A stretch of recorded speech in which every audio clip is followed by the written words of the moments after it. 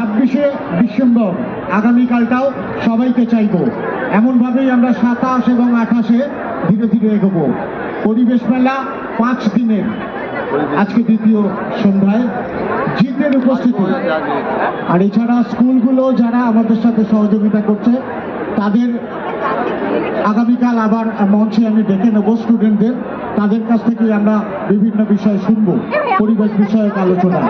আর যারা এখানে এলেন শুধু গান শুনতে নয়, চাইবো পরিবেশ বিষয়ক প্রত্যেকটা বিষয় নিজের মনেও আপনারা জাগিয়ে তুলুন।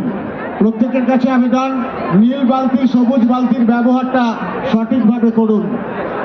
উৎসে বর্জ্য পৃথকীকরণ করুন। আমাদের কর্মীরা প্রতিদিন সকালে আপনাদের কাছে পৌঁছায়, আমাদের সাথে সহযোগিতা করুন। মধ্যমগ্রাম পৌরসভা আপনাদের যেমন আনন্দ বিনোদনে থাকে, মধ্যমগ্রাম পৌরসভা তেমনি উন্নয়নমূলক কাজেও আপনাদের সহযোগিতা চায়। আমাদের বিভিন্ন কাউন্সিলররা আছেন, তারা প্রতি মুহূর্তে আপনাদের পরিষেবা দেন। এখনো উপস্থিত আছেন বিভিন্ন কাউন্সিলররা, তারা এই আবেদন করছেন প্রত্যেকটা মানুষের কাছে যে আমাদের সাংস্কৃতিক সন্ধ্যা, তার পাশাপাশি বার্তাটা কিন্তু পরিবেশ সচেতন।